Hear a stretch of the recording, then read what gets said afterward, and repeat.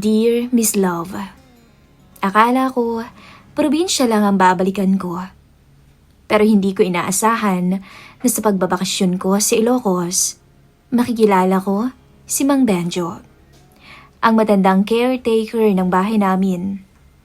Sa unang kita ko pa lang, pili ang idea agad ang pumasok sa isip ko. Habang pinapasyal niya ako, natuklasan ko kung gaano siya kabuti. Kung gaano siya iba sa mga taong nakasanayan ko. At sa isang gabing hindi ko makakalimutan, bumigay kami sa tukso. Oo, mali. Pero sa puso ko, totoo yun. At kahit kailangan kong bumalik sa ibang bansa, may isang pangako kong iiwan. Babalik ako. Babalikan ko siya. Ako po si Kriza. 29 years old at lumaki ako sa Amerika matapos mag-migrate ng pamilya namin nung bata pa ako.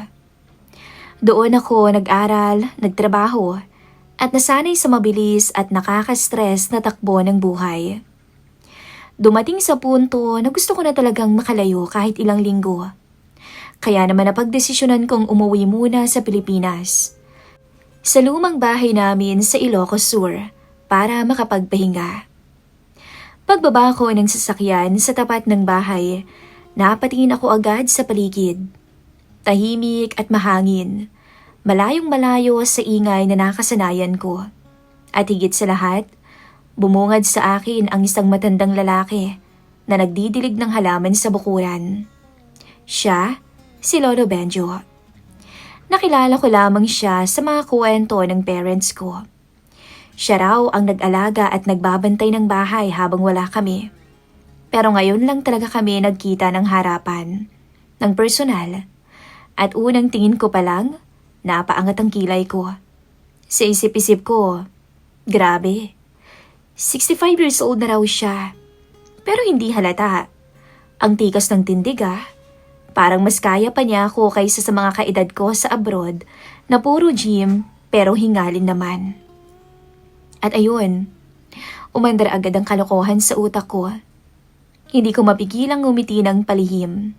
Naku, baka delikado tong bakasyon ko kung ganyan kalakas si Lolo.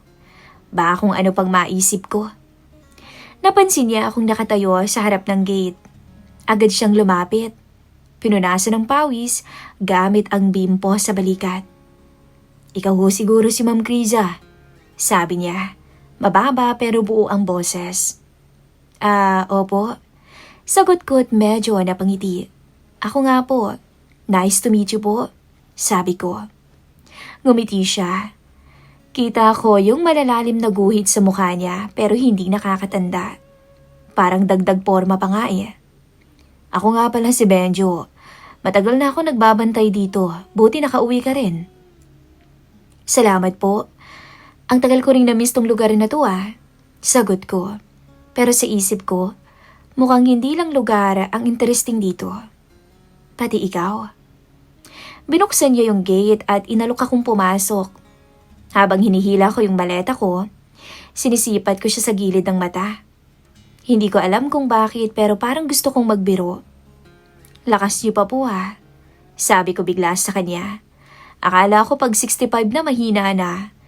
Pero kayo parang kayang-kaya niyo pa yatang magbasketball ha. Pagbibiro ko. Natawa siya. Naku, sanay lang sa trabaho iha. Basta may ginagawa ang katawan hindi agad sumusuko.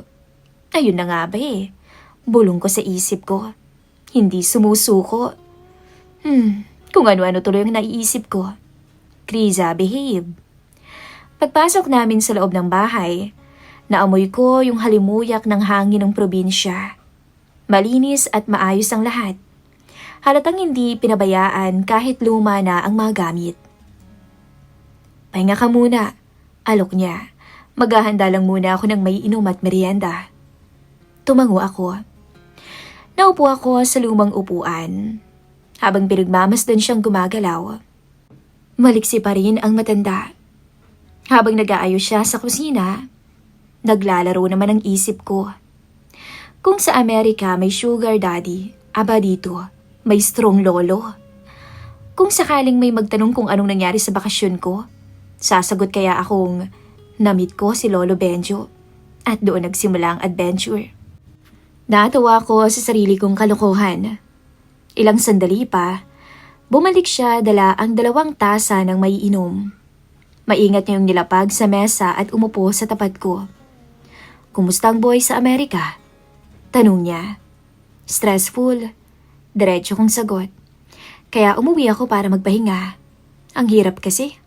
Puro na lamang trabaho. At least dito matatahimik ako. Tumango siya. Tama yan. Minsan kailangan din nating bumalik kung saan tayo nagsimula. Iba ang ginhawa ng sariling lugar. Simple lamang ang sinabi ng matanda, pero tumama sa akin yun. Kaya napatingin ako sa kanya. Sabay biglang nagbiro na. Kayo po, parang hindi kayo na-stress ha? Ano bang sikreto niyo at ang lakas-lakas niyo pa? Ngumiti siya. Sikreto? Siguro dahil wala naman akong iniisip na problema. Basta araw-araw, trabaho, kain, tulog. Simpleng buhay lang. Simple pero effective. Sagot ko. At mukhang pwedeng magbigay ng energy kahit kanino. Dagdag ko pa sa isip ko, sabay pigil ng tawa. Habang humahabang usapan namin, unti-unti kong nararamdaman na hindi magiging boring ang bakasyon ko dito. Una pa lang naming pagkikita ni Lolo Benjo, may kung anong spark na hindi ko maipaliwanag. Hindi naman to yung tipong love at first sight, pero may halo ng curiosity at kalokohan. Sa loob-loob ko nga Ay nako Kriza, huwag ka ngang magpaka-inosente. Alam mong hindi lang simpleng caretaker ang kaharap mo. Parang may kwento pa siya na gusto mong tuklasin. At kung hindi ka mag-iingat, baka may mangyari sa bakasyong to na hindi mo makakalimutan. Habang umiinom ako, nakatingin ako kay Mang Benjo. Napangiti ako. Mukhang magiging masaya to. Kinabukasan, maaga akong nagising. Sa Amerika, sanay akong laging nagmamadali. Pero dito sa probinsya, parang mabagal ang lahat. Binuksan ko ang bintana ng kwarto at sinalubong ako ng malamig na hangin. Ang tahimik, malayo sa mga ugong ng kung ano-ano at cellphone alerts. Nasa labas na agad ang matanda. Nakasombrero siya. May dalang tabo at nagdidilig ng mga halaman. Gising ka na pala iha, bati niya. Oo, sagot ko sabay ngiti. Sarap ng hangin dito no? Nakakapanibago. Kung gusto mo iha, ikagala kita mamaya. Sabi niya na parang wala lang. Sayang naman kung dito ka lang sa bahay mag-i-stay. Marami ka pang hindi nakikita dito. Nagulat ako pero natuwa. Hindi ko in-expect na mag-aalok siya agad. Talaga? Sige nga ho para makapasyal naman ako. Nang matapos siyang magdilig, naghanda kami. Simple lamang ang ayos ko. Short at t-shirt. Pero ramdam ko na mas relax kumpara sa mga suot ko sa abroad na laging corporate. Unang dinala ko ni Lolo sa plaza ng bayan. Doon may lumang simbahan. Mga taong naglalakad lang na parang walang oras. Pinakilala niya ako sa ilang tindera at kakilala. Si Kriza, anak ng amo ko. Ngayon lang ulit nakauwi, balik bayan. Ang gaanang pakiramdam ko habang pinapakilala niya ako. Parang proud siya. At hindi ko alam kung bakit, pero nakangiti ako buong oras. Tapos dinala niya ako sa isang maliit na kainan. Hindi sosyal, pero ang sasarap ng pagkain. Longganisa, sinangag at itlog. At habang kumakain ako, napansin kong pinagmamasdan niya ako. Masarap ba? Tanong niya. Oo naman. Napangiti siya. Mabuti kung ganun. Gusto ko kasi na habang nandito ka, maramdaman mo rin ang simpleng saya. Pagkatapos kumain, naglakad kami papunta sa tabing dagat na hindi kilala ng marami. Walang turista, hindi maingay, napakaganda ng dagat. Umupo kami sa isang malaking bato habang pinagmamasdan ng tubig. Doon ako napabuntong hininga. Alam nyo, ang sarap pala ng ganito, ano? Sa totoo lang, hindi ko na maalala yung huling beses na naging kampante ako. Na-relax lang yung buhay ko. Tama ka, sagot niya. Alam mo iha, minsan, ang tao kailangan rin ng pahinga. huminto. Huwag puro habol ng kung ano-ano. Napatingin ako sa kanya. Ang simple ng pananaw ng matanda, pero tumama yun sa dibdib ko. Sa Amerika parang lahat komplikado. Pera, trabaho, pressure. Dito, okay na yung hangin, pagkain, at may kasama kang marunong makinig. Habang naglalakad kami pa uwi, naramdaman ko kung gaano siya kabait. Pinapasan niya yung bitbit kong bag kahit magaan lang. Inaalalayan niya ako kapag medyo madulas ang daan at laging inuuna ang comfort ko. Sa loob-loob ko, grabe si Lolo. 65 na, pero parang bodyguard ko. Kung ibang lalaki lang to, baka ma-fall ako agad. Buti na lang matanda na siya. Pero teka, bakit parang hindi ko rin matanggal sa isip ko yung mukha niya, yung boses niya, at kung paano siya tumitig sa akin. Pagdating namin sa bahay, nakahanda na yung merienda. Kumain ka muna, hindi pwedeng gutom ka rito, sabi niya. Natatawa ko. Abalo, para mo akong apo ah. Pero sumagot siya ng seryoso. Hindi ka apo, anak ka ng amo ko. Bisita ka dito kaya aalagaan kita. Gusto ko lang na maging masaya ka sa bakasyon mo. At doon ako napatigil. Ang lambing ng tono niya. Hindi ako sanay na may ganitong tao sa paligid ko. Sa abroad kasi kanya-kanya. Dito, may taong nagmamalasakit kahit hindi niya kailangan gawin. At kinagabihan, habang nakahiga ako, napangiti ako mag-isa. Ang dami naming napuntahan pero higit doon, parang may nabago sa loob ko. Hindi ako nag-iisa. May kasama akong handang magpasyal, mag-alaga at makinig. Kung ganito lagi, baka hindi lang bakasyon ang mangyari sa Ilocos. Bulong ko sa sarili ko. Bago ako matulog. Pagkatapos ng ilang araw na paglilibot at pagtawa, ramdam kong parang mas lalong humahabang oras na gusto kong makasama yung matanda. Ang totoo, hindi ko na siya tinitingnan na caretaker ng bahay namin. Sa edad niyang 65, hindi naman siya mukhang mahina. Kabaliktaran nga eh. Malakas pa, tuwid ang tindig, at may mga mata na tila kayang tumagos sa iniisip ko. Gabi noon, nasa labas kami. Tahimik ang paligid. Maririnig lamang ang kuliglig at maiinang ihip ng hangin. Nagkakape yung matanda. Ako naman ay may hawak na juice na binili ko kanina sa bayan. Umuusok pa yung tasa niya. At parang mas umaangat yung apoy ng kaping barako na inihanda niya. Namiss mo ba tong Ilocos? Tanong niya, nakatingin sa malayo. Oo nga eh. Sobra. Sagot ko. Pero alam nyo, parang ngayon lang din ako natutong umupo ng ganito. Hindi nagsi-cellphone, hindi maingay, walang stress, na para bang ibang mundo. Tumango siya. Iba talaga kapag dito, simple ang buhay. Napangiti ako at biglang naisip na tuksuhin siya. Simple ka rin ba, Lolo Benjo? O baka naman may sikreto ka rin tinatago ah. Napatingin siya sa akin. May bahagyang ngiti na para bang alam niyang nanunubok ako. Wala akong sikreto. Pero siguro may mga bagay na hindi na kailangan pang sabihin. Tumawa naman ako ng mahina. Aba, Mr. Man pala ang peg mo. Nakaka-curious ah. Hindi ko alam kung bakit. Pero habang pinagmamasdan kong matanda, may kung anong init ang gumapang sa dibdib ko. Hindi to tulad ng mga biro ko lang kanina. Parang seryoso na akong naiibang tingin sa kanya. At sa mismong oras na yun, nakaramdam ako ng kalokohan sa sarili ko. Yung kapilyang hindi ko inaasahang papatulan niya. Alam mo, hindi ka mukhang sing-edad ng tatay ko, sabi ko bigla. Sabay inikot ang baso ng juice. Kung hindi ko lang alam, baka isipin kong mas bata ka pa. Napailing siya, pero nakangiti. Pilya ka talaga, Kriza. Bakit? Totoo naman ah. Tumingin ako ng diretso sa mga mata niya. May asim ka pa? Sabi nga nila. Doon ko nakita na bahagya siyang napatigil. Hindi siya agad sumagot. At sa katahimikan, mas lalo kong naramdaman ang tibok ng puso ko. Parang nag-aantay ako ng susunod niyang gagawin. Kung patuloy ka magsasalita ng ganyan, mahinahon niyang tugon. Baka may maling isipin ang isang tulad ko. Hinawakan ko yung iniinom ko. Nilapit ko sa labi ko, pero bago pa ako makainom ay bumulong ako. Kung mali ang iniisip mo, baka tama lang para sa akin. Hindi na siya natawa. Hindi na rin ako ngumiti.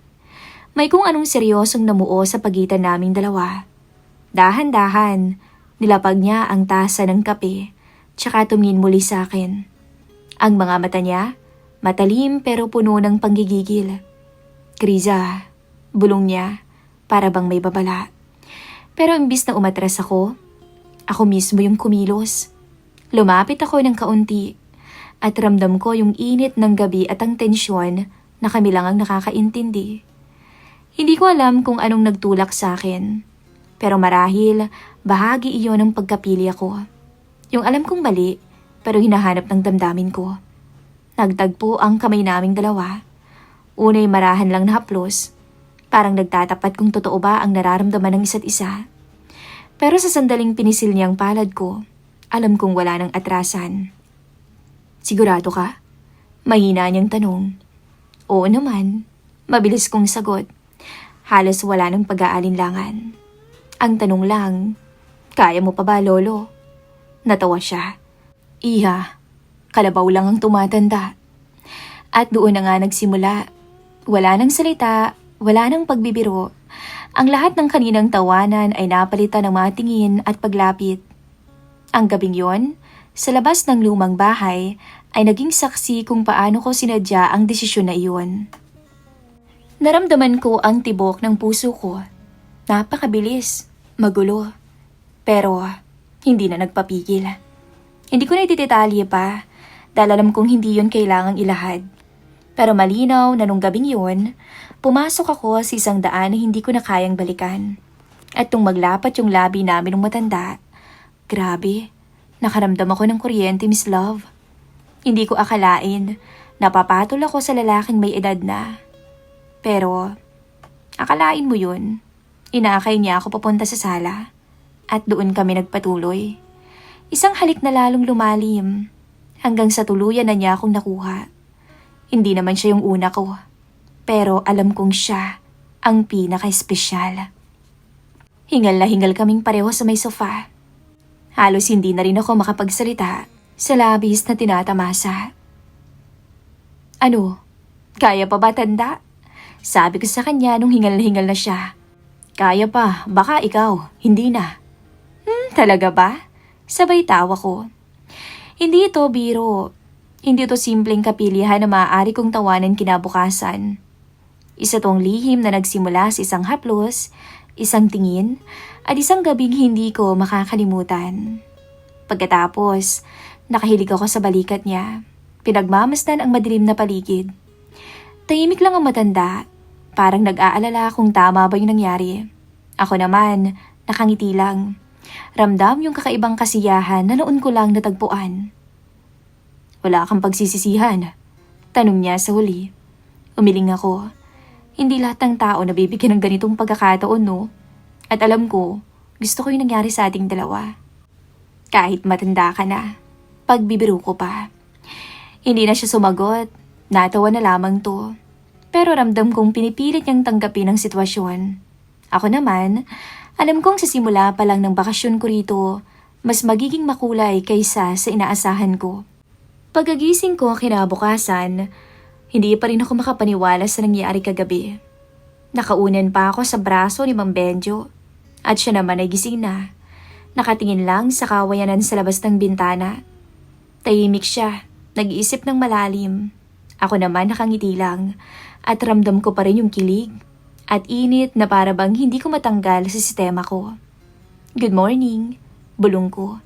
Habang dahan-dahang iniikot ang daliri ko sa braso niya. Nagulat siya, na para bang hindi sanay. Kriza, baka...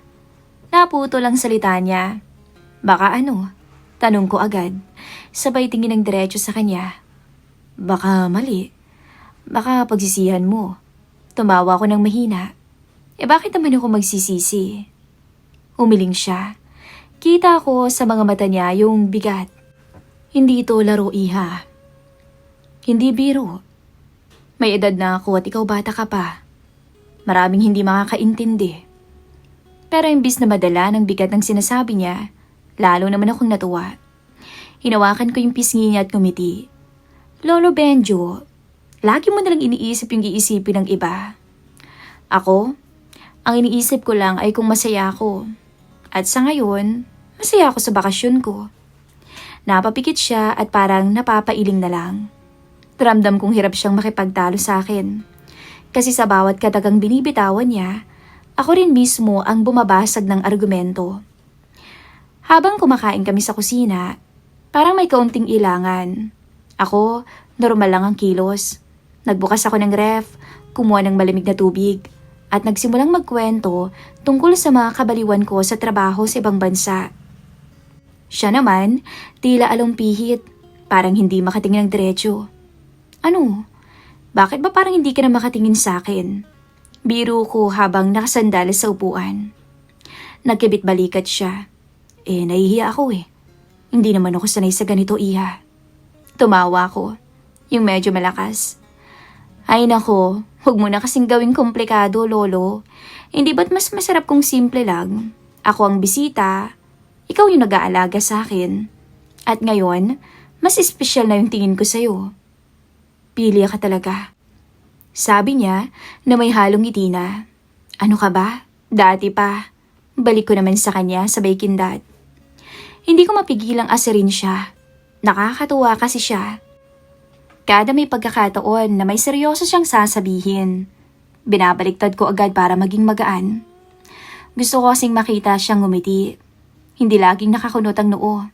At sa loob-loob ko, mas natutuwa akong nakikita na parang nahuhulog siya sa laro ko.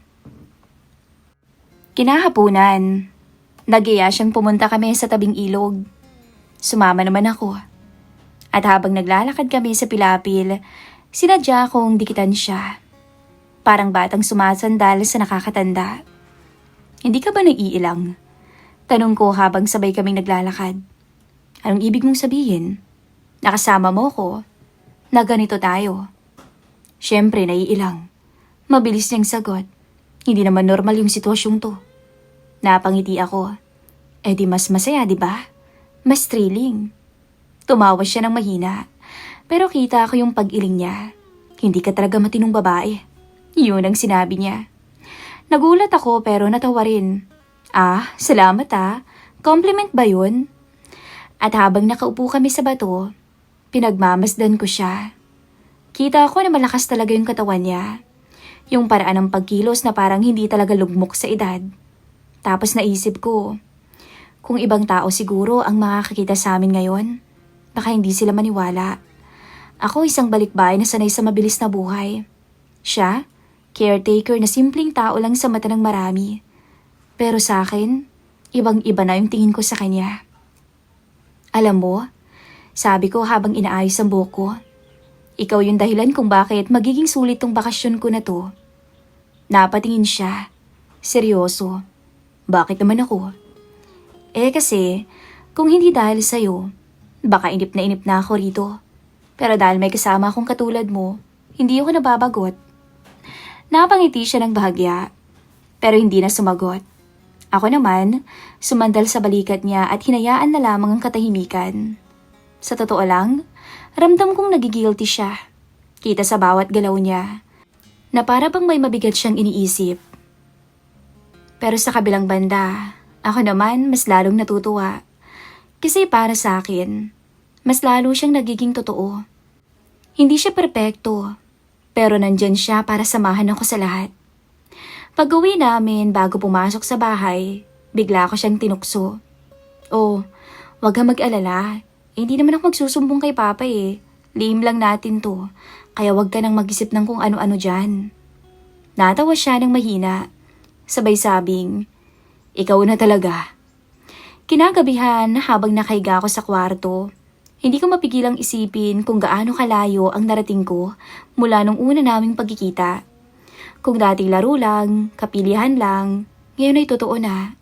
At kahit nakikita kong may alinlangan siya, mas lalo ko tong nagugustuhan. Kasi alam kong ako ang dahilan kung bakit siya natutokso. Ako yung may hawak, ako yung nagdidikta. At sa bawat araw na lumilipas, Mas lalo kong gustong iparamdam sa kanya na hindi na to basta kapilihan lang.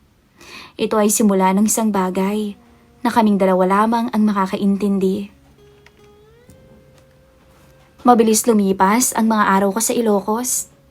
At ilang beses rin at paulit-ulit na rin na may nangyayari sa amin ng matanda. Para bang kahapon lang nung una kong makita si Lolo Benjo sa harap ng bahay. Tahimik at estranghero. Ngayon, hindi ko na siya kayang ituring na iba. Sa bawat umaga na ginigising niya ako ng kaping barako. Sa bawat hapong ginagala niya ako. At sa bawat gabing napupuno ng mga lihim naming titig. Mga init at hindi makakalimutang sandali. Lahat yun ay parang naging bahagi ng sarili kong kwento. Pero gaya ng lahat ng bakasyon, may katapusan din. Dumating yung araw ng pag-alis ko. Sa isip ko noon parang biglang bumigat ang maleta ko. Kahit hindi pa ako umaalis ng bahay. At habang inaayos ko yung mga gamit ko sa kwarto, hindi ko mapigilang mapahinto at mapatingin sa mga dingding na para bang saksi sa lahat ng nangyayari sa amin ni Lolo Benjo. Handa ka na ba? Tanong niya mula sa may pintuan. Tumango lang ako. Kahit ang totoo'y hindi pa. Oo, konti na lang. Pumasok siya. Tinulungan akong isara ang maleta. Tahimik siya. Hindi kagaya ng dati na laging may banat o biro. Pinipigilan niyang magsalita dahil baka kung ano pang masabi niya. Ako naman, pilit kong pinapawi ang bigat sa pamamagitan ngiti. Bakit ang tahimik mo? Tanong ko. Nagangat siya ng tingin. Diretso sa akin. Kasi aalis ka na. Baka hindi na kita makita ulit. Napailing ako. Tsaka nilapit ang sarili ko sa kanya. Ay naku, ang drama mo kaagad. Bakit ba iniisip mong hindi tayo magkikita? Dahil totoo yun. Sagot niya. Ikaw may sarili kang buhay sa ibang bansa. Ako nandito lang. Magkaibang mundo tayo, Kriza. Napahinto ako. Totoo naman yun. Pero ayoko namang yun ang maging huling alaala namin. Kaya ngumiti ako. At sinadya kong gawing magaan ang lahat. Alam mo, magkaibang mundo nga tayong dalawa. Pero hindi naman ibig sabihin nun hindi tayo magtatagpo ulit. Kinuha ko yung kamay niya at marahang pinisil. Ramdam ko yung pag-aatubili niya, pero hindi na siya kumawala. Parang tinanggap niya na lang ang init ng palad ko. Bumaba na kami at naghanda ng simpleng agahan. Habang kumakain, hindi talaga siya nagsasalita. Ako na ang nagkukwento ng nagkukwento. Tungkol sa mga kasamahan ko sa abroad, sa sobrang stress ng trabaho, at sa mga pangarap ko. Nakikinig lang siya, paminsan-minsan naman ay tumatango. Pagkatapos, tumulong siyang buhati ng maleta palabas. Sumakay kami sa sasakyan na maghahatid sa akin sa terminal. Habang umaandar, pinagmamasdan ko ang mga palayan, ang mga bundok, at ang mga kalasadang palikuliko na ilang araw ko ring dinaanan. Para bang bawat tanawin ay nagpapaalala sa akin nung mga sandaling kasama ko siya. Tahimik lang si Mang Benjo. Nasa tabi ko siya. Hawak niyang baleta. Paminsan-minsan ay sinusulyapan ako, pero agad ding iiwas ng tingin. Alam mo, sabi ko bigla, ang dami kong baon na alaala galing dito. Pero higit sa lahat, ikaw yung pinaka-special. Napatingin siya. Ngumiti lang ako at sumandal sa balikat niya. Hindi ko na kailangan pang dagdagan yun. Pagdating sa terminal, bumaba na kami. Nilagay niya yung maleta sa gilid ko at tumayo lang doon. Parang ayaw lumayo. Ramdam ko yung bigat ng eksena, pero pilit kong ginagawang magaan.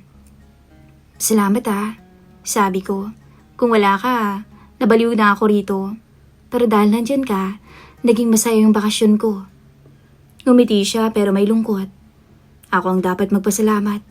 Dahil sa'yo, naramdaman kong buhay pa ako. Hindi ko napigilang hawakan ang pisngi niya at tingnan siya sa mata. Huwag ka kasing magsabi na parang ito na yung huli. Tumalikod na ako at lumakad papasok sa terminal. Pero bago ko tuluyang pumasok, huminto ako. Bumaling muli sa kanya. Nakita ko siyang nakatayo pa rin doon. Nakatingin sa akin. Parang pilit tinatandaan ang bawat anyo ko. Lumapit ako ulit. Kahit ilang hakbang na lang sana, ay mawawala na siya sa paningin ko. At doon, mahinang boses ang ginamit ko. Para sa kanya lang. Hindi pa tayo tapos. Bulong ko. babalik ako. Babalikan kita. Yung number mo nasa akin. Tatawagan kita palagi. Tsaka huwag kang malulungkot. Hintayin mo ako. Baka naman pagbalik ko patay ka na ha. Pagbibiro ko sa kanya. Nagulat pa siya sa mga sinabi ko. At parang hindi alam ang isasagot. Pero bago pa siya makapagsalita, ngumiti lang ako at kumaway. Pagkatapos, tumalikod ako at diretsyong pumasok sa loob ng terminal. Habang lumalayo ako, ramdam kong bumigat ang dibdib ko. Pero sa ilalim ng bigat na yon, may halong kilig at pangako. Dahil alam kong hindi pa to ang huli naming pagkikita. At kahit gaano kalayo ang mundong uuwian ko, dala-dala ko yung lihim naming dalawa. At sa oras na makabalik ako sa Ilocos, sisiguraduhin kong muli naming bubuksan ang pahinang iyon na iniwan naming nakabitin. Hanggang dito na lamang po ang istorya ko. At next year, plano kong mag-resign sa trabaho ko para bumalik ng Pilipinas at makasama si Benjo. Muli ako po si Criza. Maraming salamat po sa nakinig ng aking kwento.